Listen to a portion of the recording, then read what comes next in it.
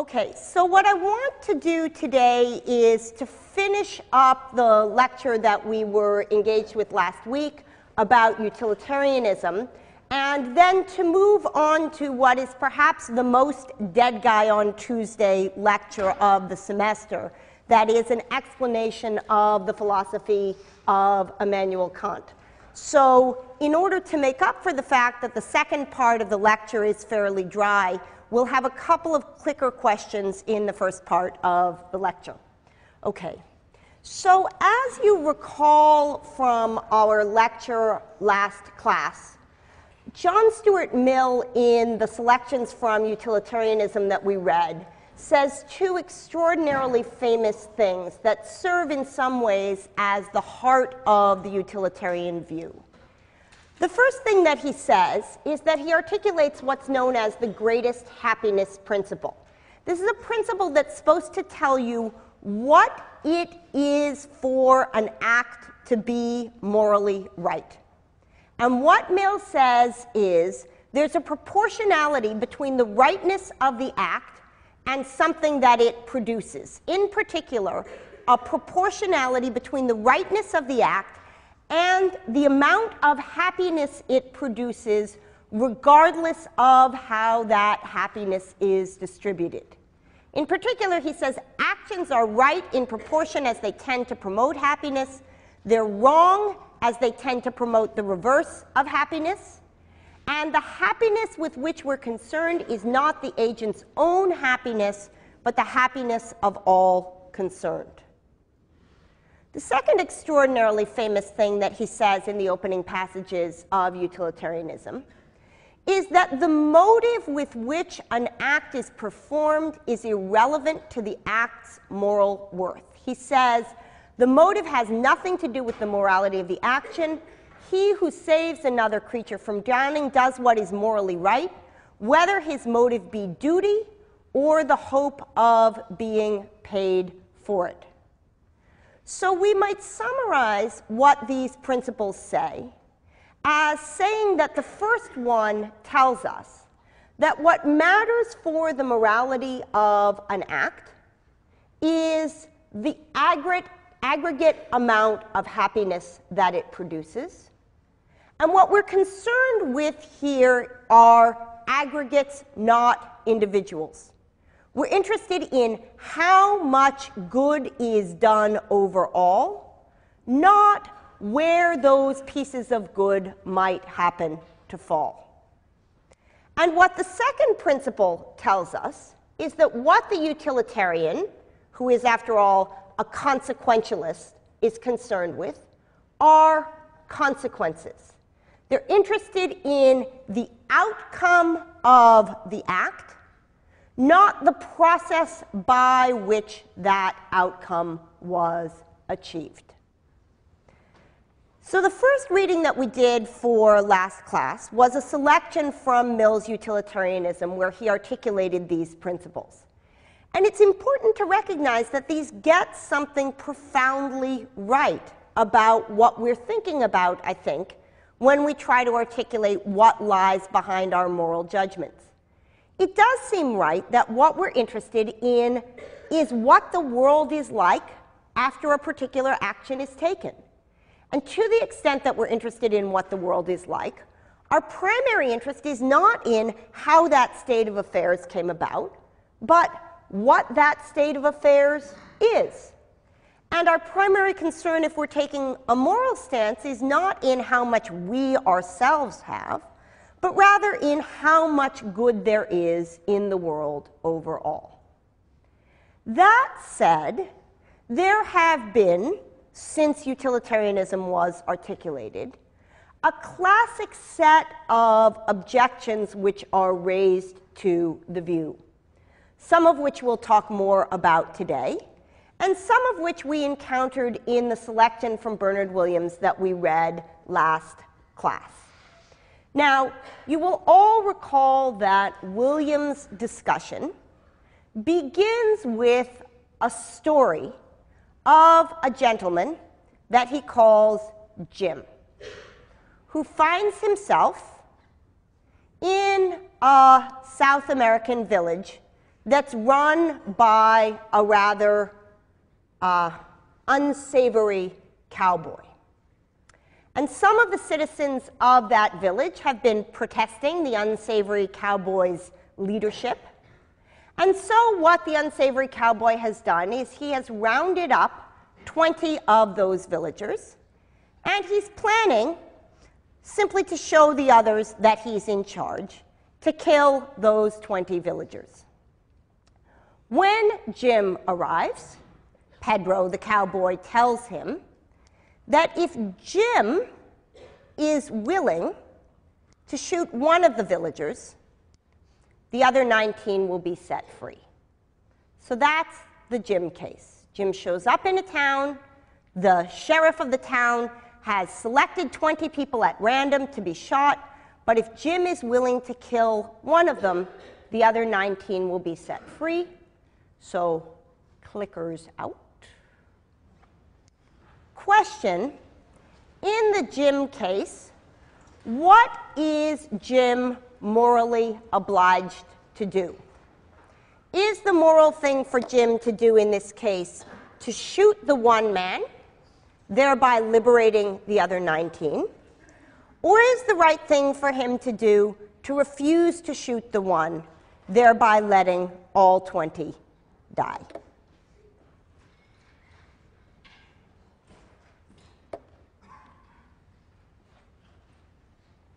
Okay, so let's see how the numbers came out. So almost 3/4 of you, actually more than 3/4 of you, think that what the morally right thing for Jim to do in this case is to shoot one man, thereby liberating the other 19. We'll have a chance next week to talk a lot more about these sorts of questions. Our reading for Thursday is a series of moral dilemmas with this structure.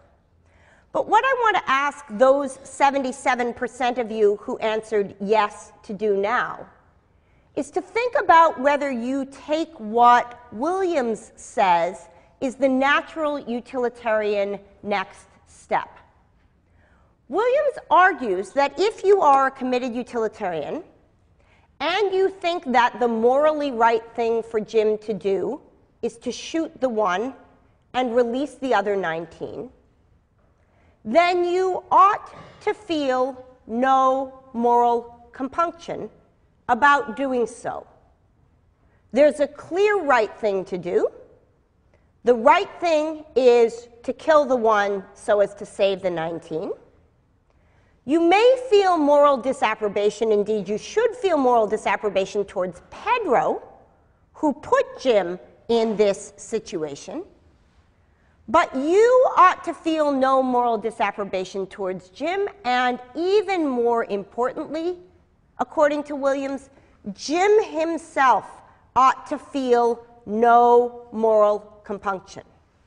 So among the 77% of you who answered that Jim did the right thing in killing the one and saving the 19, do you think that in shooting the one man, Jim ought to think of any hesitation that he feels as mere squeamishness, something that ought to be overcome?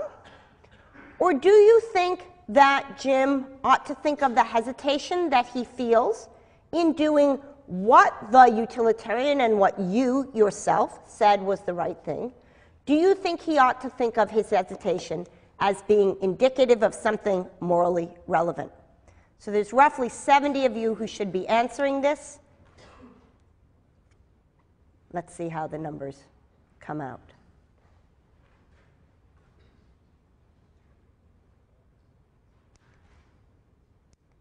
Okay, so most of you take on only part of the consequentialist picture here, at least in the way that Williams understands it.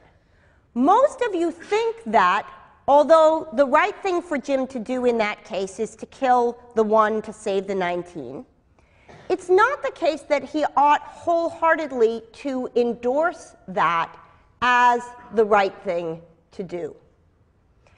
In a minute, I'm going to present to you Williams' analogy to the case of residual racism to try to help you see why someone who really has taken on board the consequentialist outlook thinks that the combination of views which most of you present, where you think the right thing to do is to kill the 1 to save the 19, but you also think the right thing to do is to feel bad about that in some way, have not fully appreciated what the utilitarian stance provides you with as a way of understanding morality.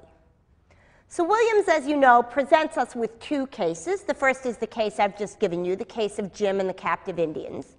The second is a case in high 70s fashion of a man who is needing to go back to work because it's difficult to have his wife working outside of the home. I leave that to you as a period piece. But the work which George is provided in Williams' example is work in a bioweapons lab, something to which George feels moral opposition. But if George doesn't take the job in the bioweapons lab, a much more gung-ho person, somebody who's likely to advocate the use of bioweapons in all sorts of contexts, will get the job instead. So the 2 cases that Williams presents us with there have a common structure, and a common structure which we're going to see again and again in moral dilemmas. There's one act that the person can do that leads to a particular outcome, and another act that the person can do that leads to a different outcome, where the first act is worse on its surface than the second. So Jim has the possibility of shooting one person or shooting no people. Those are the choices that Jim faces. If Jim does the first act, shooting one person, then 19 people will go free. If Jim does the second act, which is not to shoot anybody at all, to refuse Pedro's bargain, then all 20 people will be shot.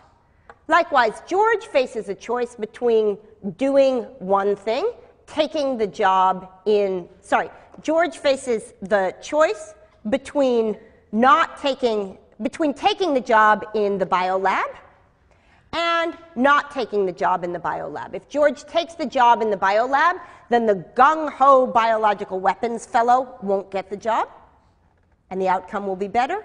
If George doesn't take the job, then the gung-ho biological weapons person won't get the job, and the outcome will be better. So, in both cases, we have an act, killing the one versus killing none, taking the job versus not taking the job, which is worse than another. But the outcomes of those acts are inverted.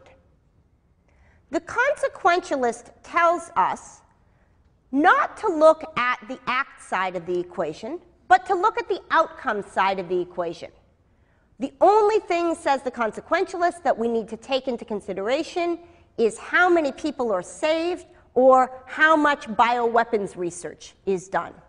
According to the consequentialist, what we do is we look and we see outcome 1 is better than outcome 2, and then reading back from that, we decide which thing we ought to do.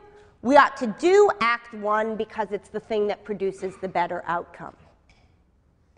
The deontologist or virtue ethicist says, not so fast. Don't jump straight to the consequence. Look also at what it is that is needed to be done by the individual to bring about that consequence. And recognizing that Act 1 is worse than Act 2, the deontologist or virtue ethicist says it's at least important to take seriously as a possibility that the right thing to do in this situation is the second act, even if the outcome that it leads to is worse. Now, what Williams points out is that if one takes seriously the first of these stances, the one where what we're looking at is the outcome and not the process which gave rise to that outcome, then any hesitation we feel towards bringing about that outcome as the result of the particular act is due to what we might call a certain kind of squeamishness. The utilitarian says, and we started with the quotes from Mill for this reason, that thinking about who does an act is morally irrelevant, just as thinking about who gets the goods is morally irrelevant. What matters, says the greatest happiness principle, is how much aggregate happiness is produced. What matters not, except insofar as it affects the amount of happiness, is who produces that happiness or where that happiness goes. So there is room on the consequentialist picture for second-order thinking about distributions of happiness. If gross inequities in the amount of happiness across a society produces itself less happiness, then we can take that into consideration in our calculus. If performing a particular kind of act produces in an individual less happiness, we can take that into consideration in our calculus. But ultimately, the only things that go into the equation in determining whether an act is morally right is the amount of happiness and not where that happiness is distributed. Now, as Epictetus pointed out, some things are up to us and some things are not up to us. And when Jim arrives in Pedro's village, one of the things that is not up to him is the fact that he faces a forced choice of the structure that Pedro has presented him with. It goes without saying that what Pedro has done is outrageous, but the structure of the situation that Jim confronts is a very simple one. Either Pedro will kill 20 people, or Jim will kill one person, and the other 19 will not die. That's what's there for Jim to be deciding on. Nonetheless, 75% of the 75% of you who thought that Jim did the right thing in that situation think that Jim ought to feel some squeamishness about carrying out that act.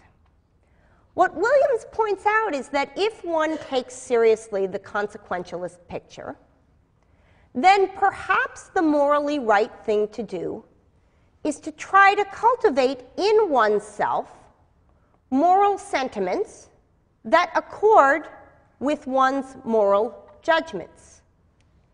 If through rational argumentation and reflection, you come to realize of yourself that although you are committed to racial equality, although you are committed to gender equality, although you are committed to equality regardless of gender identification, you're committed to not being ageist, you're committed to not being discriminatory on the basis of physical disability, you might, as a result of having been lived in a society largely structured in ways that encode a kind of residual racism and sexism and homophobia, you might find in yourself certain sentiments that lead you instantaneously to respond in ways that run contrary to what your moral commitments tell you you ought to do.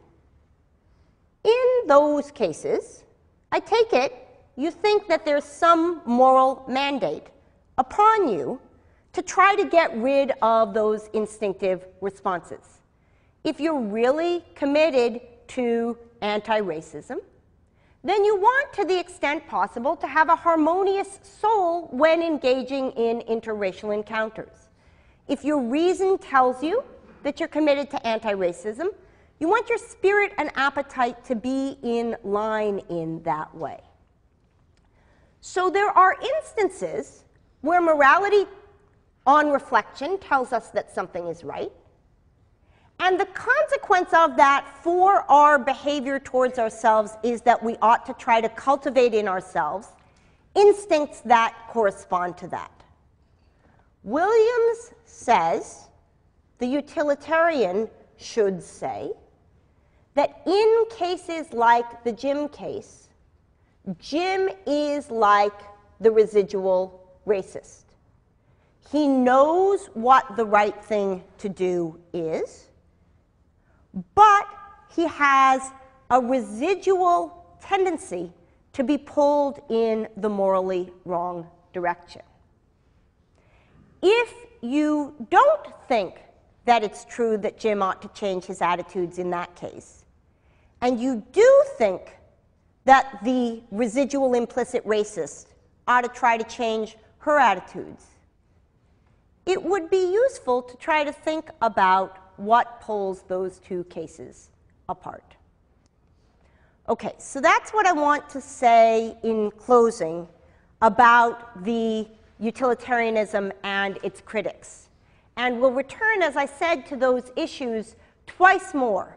Once on Thursday when we read Judy Thompson's trolley problem paper, and once next Tuesday when we look at some empirical work on that question, which suggests a naturalistic explanation for why it is that Jim feels the hesitation that he does. What I want to do now is to introduce you to the third of the main moral outlooks that we're going to consider this semester. So last lecture we looked very carefully at consequentialist moral theories in the form of John Stuart Mill. And those are theories which locate the moral value of an act in its consequences. In the first part of the class, we spent a lot of time looking at Aristotle's virtue theory, which located the moral worth of an act in the actor. Remember, we looked at acts having moral worth only if they are done as the result of a sort of constancy of character. What we're going to look at today is the third piece of this story, of a moral view that says the morality attached to an action is not the result of what the actor is like. It's not the result of what the consequences are like. Rather, it is about the act itself. In particular, we're going to look at the deontological theory of Immanuel Kant. So, Immanuel Kant was an 18th century German philosopher who, like Plato and Aristotle, provided a comprehensive and systematic philosophical theory that to this day is taken seriously as one of the ways one might make sense of the world as a whole. Kant has theories of metaphysics, that is, what kind of stuff there is.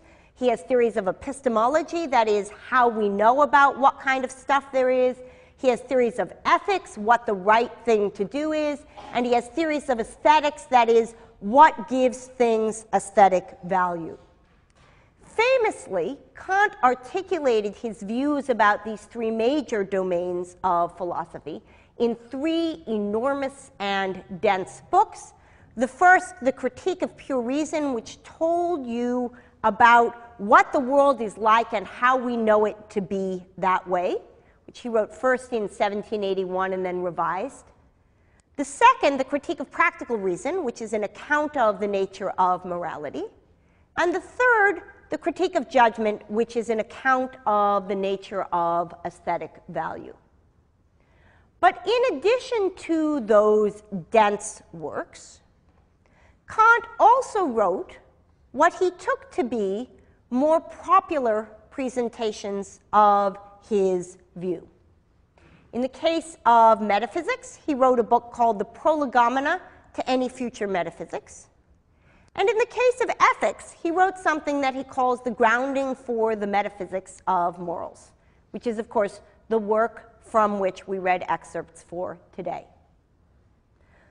So I give you this context because I want you to know that as hard as the reading that we did from Kant was, I chose for you perhaps the easiest part of the easiest book that he wrote. So, what should you take home from Kant if you take home nothing else? if you take home nothing else from our reading of Kant, I want you to take home Kant's idea of the categorical imperative. And my goal in the remainder of lecture today is to bring you, by reading through with you the text of Kant that we had today, to a point where you will be well positioned to understand what Kant means by the categorical imperative. And depending on how the next 20 minutes go, we'll get to that either right at the end of today's lecture or right at the beginning of Thursdays. Of Thursdays. Okay, so Kant's text, the groundwork or grounding for the metaphysics of morals, begins with a very famous passage where Kant says nothing can be regarded as good without qualification except the good will. This claim should be familiar to you, O readers of Book 2 of Plato's Republic. This is the classic distinction between things that have intrinsic value and things that are merely of instrumental worth. And indeed, much in the way that Plato's Socrates does, Kant goes on to enumerate some things which fall into the other category, the category of things that are of mere instrumental utility. Among the things that cannot be regarded as good without qualification, says Kant, are talents of the mind, like intelligence and wit, qualities of temperament, like courage and perseverance, gifts of fortune, like power and riches and honor and health. And, he says, taking a direct jibe at Aristotle and noting as such that he is so doing, neither can the ancient virtues, oh my goodness, of, how do I close that email? Neither can the ancient virtues of moderation and self-control be considered as good in themselves. Why? Because though being intelligent or brave or rich or controlled will help you to achieve the goals that you have, they don't determine what those goals might be. They magnify your effectiveness as an agent, but they don't determine the valence, the value of your agency. So, says Kant, a witty, persevering, rich, healthy, moderate thief will be an outstanding thief, but that doesn't make his thiefdom good. Each of the virtues that has traditionally been extolled as a virtue, says Kant, gains its value only insofar as the good will is part of it. Now, a good will, says Kant, is good not because of what it affects or accomplishes. It's good in itself. When I say that Kant is a critic of consequentialism, I am not exaggerating. Kant doesn't think that the outcome of the act is what matters. And in an extraordinarily famous passage, famous in part because of the rather shocking translation which has come down to us of it, Kant says, the good will would remain good even if, by the niggardly provision of stepmotherly nature, it wholly lacked the power to accomplish its purpose. By which he means, even if you, with your goodwill, were frustrated in all of the goals that you set out to achieve, your actions would still have moral worth, and somewhat more poetically and a bit less, vocabulary that is challenging to the modern ear, Kant says, even if it didn't achieve its outcomes, it would, like a jewel, still shine by its own light as something which has full value in itself. Its usefulness or fruitlessness can neither augment nor diminish its value. Now the question is this: how could anybody come to have this view? How could anybody have a view of morality that says what matters for an act to be moral is not the outcome that it produces, but rather the description under which the act is done? What I want to try to do right now is to put you inside the Kantian picture so that you get a sense of what that worldview looks like. So in the passages that we read for today, Kant makes three particular claims. He says that an action must be done from duty in order to have moral worth. So the first notion that I want to try to explicate for you is the Kantian notion of something being done from duty. An action done from duty, says Kant in his second proposition, has its moral worth not in the purpose that is to be attained by it, but in the maxim according to which the action is determined. So the way that an action done from duty has moral worth is not by looking to see what outcome you're expecting from it, but rather by looking to see under what characterization did you perform the act. And again, I'll spell out what each of those terms mean. Finally, says Kant, duty, which lies at the heart of deontological moral theory, duty is the necessity of an action done out of the respect for the law. Kant believes that it is only when you subject your will to a law which you have made for yourself, that is, the moral law whose binding force upon you you have recognized, it is only in that circumstance that you are truly free. So Kant says duty is the necessity of an action done out of the respect for the law. And when you perform an action out of respect for the moral law, says Kant, then and only then do you act autonomously. Okay, so three incredibly complicated, subtle claims from Kant. Let's try getting to the bottom of what they mean. So let's start with the first claim, the claim that an act has moral worth only when it is done from duty. So Kant points out that there's three kinds of motivation that we might have in performing an act. We might do an act out of duty, we might do it out of inclination, or we might do it out of self-interest. Only cases of the first kind, in fact, only pure cases of the first kind, have moral worth. Actions that are done merely in keeping with, but not from moral duty, have no moral worth, according to Kant. So if you obey the law, but you do so only out of self-interest, your obedience, says Kant, has no moral worth. If you rescue the drowning child from the pond, but you do so only because there's a sign on the tree that says, "Rescue drowning children, $1 million reward," your act has no moral worth.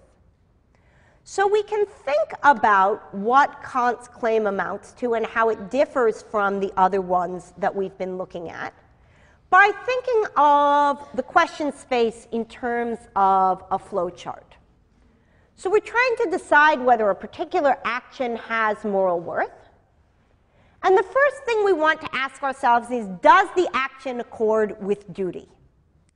If the answer to that is no, that is, if you've done something like lied, or stolen something, or murdered somebody, or allowed something terrible to happen in front of you that you could have easily, at no cost to yourself, prevented, all of the authors that we've read, unsurprisingly, say that the act has no moral worth.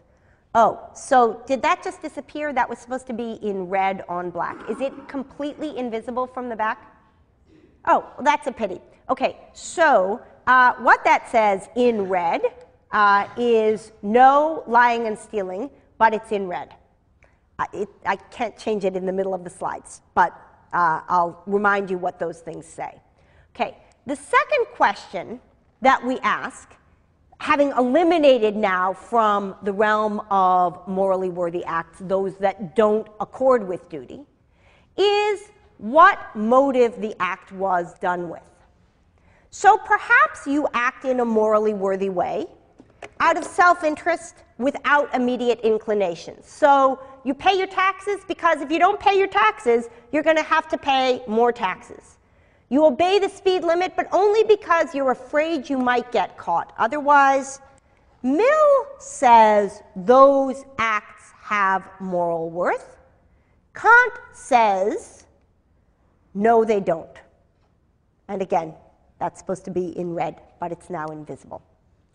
Suppose that you do an act in such a way that you have an inclination that's in keeping with duty. So Kant thinks you have a duty not to commit suicide, and he considers the case where you fail to commit suicide because you're happy. Kant thinks you need to be loyal to your life partner, but he says there's no moral worth to remaining loyal to your life partner while you are in love. There's no moral worth, says Kant, to acting kindly towards somebody when you feel sympathy towards them. Because in those cases, though your act is in keeping with what morality demands, it's not done because it is the right thing to do. You are doing it because your inclination happens to line up with what morality demands of you. Now, Aristotle, of course, took this situation to be the one in which moral worth is paradigmatically expressed. But Kant thinks that in such cases, you cannot tell that an act was done from the moral law. All you can see is that it was done in keeping with the moral law. It corresponds to what the moral law demands. But we can't see from that that the motive was duty. It's only in the third case, the case where you act from duty without any inclination and without any self-interest, that Kant thinks the moral worth of an action can be seen. If you preserve your life when you feel the inclination to do otherwise, if you act kindly in situations where there's no reward for you and you feel no sympathy, in those cases, says Kant, we can see that the act was done not merely in keeping with, but from the moral law. This isn't to say that Kant doesn't think a life lived in the way that Aristotle's suggested life is lived is a badly lived life. Cases where your inclination happens to line up with duty helpfully keep you out of this box of doing the wrong thing. But they don't allow you to test your character and see of yourself that the motivation that you have for doing the right thing is to conform to what the moral law demands of you. So with that understanding of what it is to act from duty in mind, we're now in a position to make sense of Kant's second claim in our reading for today. That an action done from duty has its moral worth not in the purpose that's to be attained by it, but in the maxim according to which the action is determined. So remember, we've learned that an action done from duty is one that you do in conformity with what morality demands, because that is what morality demands. Not because it's in your self-interest, not because you are inclined to behave in that way, but because that act is what morality demands of you. But in order to determine whether an act is what morality demands of you, that act needs to be described in a particular way to you. And the way that you describe that act to yourself makes use of what Kant calls a maxim, a subjective principle of volition, that is, a description of something that is about you, the subject, that says what your desires towards behavior are in that situation. A subjective principle of volition, that is, a description under which the act is done. So it takes the form, perhaps, in all engagings with all who come into my shop, I will provide them with an honest accounting of how much their transaction is worth, regardless of whether I could be discovered cheating in this. Or in all of my encounters with those who are weak and in need of my help, I will provide them with the aid that I can, regardless of whether that will be of benefit to me. Only by considering the motive, and not by considering the outcome, can the action be expressive of the goodwill itself. The goodwill is the only thing that is good in itself, says Kant. And it's only by looking at the description under which an act is done that we can determine whether the goodwill was implicated in the right way in the choice to perform that action. Third claim. Duty is the necessity of an action done out of the respect for the law. So we know that an act has moral worth only if it's done from duty. We know that in order to be done from duty, it needs to be done under a certain description. And now we're told what it is that this duty amounts to. In order for an act to have been done from duty, says Kant, it must have been done with explicit recognition that what one is doing at that point is respecting the moral law insofar as it articulates what morality demands of you. Not insofar as it articulates ways that you might have a well-ordered, harmonious, happy soul. Not insofar as it articulates ways in which lots of happiness could be spread around to lots of people. Out of respect, rather, says Kant, for the fact that it is what morality demands of you. The moral worth of an act, says Kant, does not lie in its effect. For the effect could have come about in multiple ways. I can set out to release a biological gas in a subway that's intended to kill thousands of people, and because I'm not very good at chemistry, the result could be that I produce an enormous amount of joy in those thousands of people. The effect can come about in lots of ways. Kant says Mill would have to say that in releasing that gas, I have done something with moral worth. Kant says no. What matters is the description under which the act is done, and in particular that description be that one have respect for the law itself. So, I told you I was going to get you to the point of the categorical imperative, and I'm going to end lecture today by bringing you right up to that point, and then next class we'll talk about it in more detail. So the question is this, right? This is a pressing, exciting question in Kant. All right, I realize that we're in the in Kant part of things, but this is really exciting. What sort of law, says Kant, he even puts a but to get you sort of excited, but he says, cliffhanger, what sort of law can that be, the thought of which must determine the will without reference to any expected effect, so that the will can be called absolutely good without qualification? It's so exciting. We're finding something that's going to make us genuinely autonomous and free and moral. Well, remember, it can't be anything particular. It can't be anything specific about the world or its outcomes. What can it be?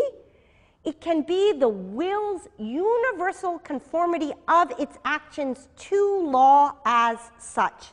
That is, what makes the law binding is the fact that it is recognized by all rational agents as binding. In particular, it takes the form of what Kant calls the categorical imperative. And here's the formulation of the categorical imperative that we got in our reading for today. Never act except in such a way that I can also will that my maxim should become a universal law. Never do anything that you couldn't will everybody else to do at the same time. And we'll begin next lecture with the example that Kant uses to illustrate this, namely the lying promise, talk a little bit more about various formulations of the categorical imperative, and then move to Judy Thompson's trolley problem paper.